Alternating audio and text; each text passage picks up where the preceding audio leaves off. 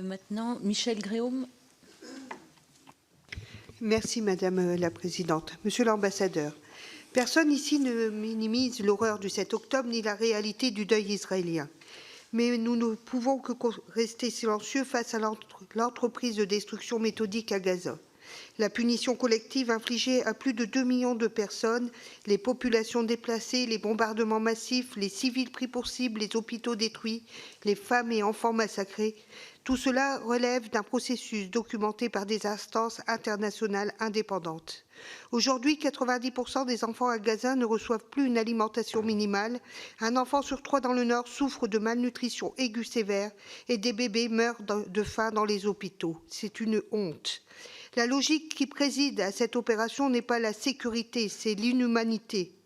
On parle de crimes de guerre, de génocide, déportation, maltraitance, ayant pour seule volonté la destruction ciblée du peuple palestinien.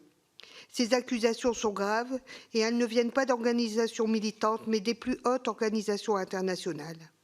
Nous soutenons sans ambiguïté les décisions prises par la Cour pénale internationale et la poursuite des responsables de toutes les violations du droit international.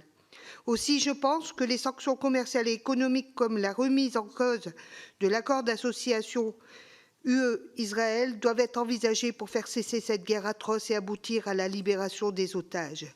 Dès lors, je tiens à vous le dire avec force, Monsieur l'ambassadeur, il ne s'agit en rien d'une audition de courtoisie, il s'agit d'une convocation pour rendre compte des crimes du régime que vous représentez, qui conduiront toutes celles et ceux qui l'ont justifié et qui ont participé directement ou indirectement à devoir répondre de leurs actes et de leurs mots devant la Cour pénale internationale.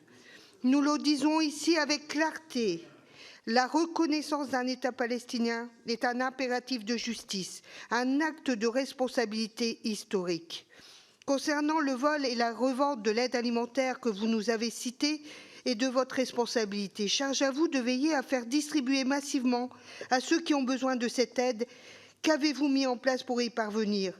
À ce que vous dites, des enfants aujourd'hui, contrairement à ce que vous dites, des enfants aujourd'hui meurent encore de faim. Comment Israël compte-t-il parvenir à la paix au Proche-Orient sans reconnaître un État palestinien et en procédant à la destruction de sa population? Qu'avez-vous à cacher pour tirer sur des diplomates à Jénine et pour refuser toute enquête indépendante sur la situation de Palestine?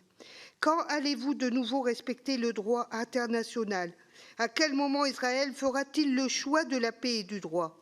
Et enfin, si j'ai bien compris, la guerre c'est à cause de l'Iran. La famine, c'est à cause du Hamas. Et vous, qu'avez-vous fait? Dites-vous que les 3 ordonnances de la Cour internationale de justice dictent des mensonges? Merci. Bien, Monsieur l'ambassadeur, je vous donne la parole tout de suite. Je voudrais juste quand même préciser, chers collègues, d'autant plus qu'il s'agit d'une audition captée, qu'il s'agit aujourd'hui d'une invitation. Nous avons invité l'ambassadeur d'Israël en France. Il a accepté de venir devant notre commission. Le but, c'est d'éclairer, d'informer les membres de la commission, quelles que soient d'ailleurs leurs opinions, et on voit bien que nous avons tous des opinions différentes, et aussi d'éclairer l'opinion publique.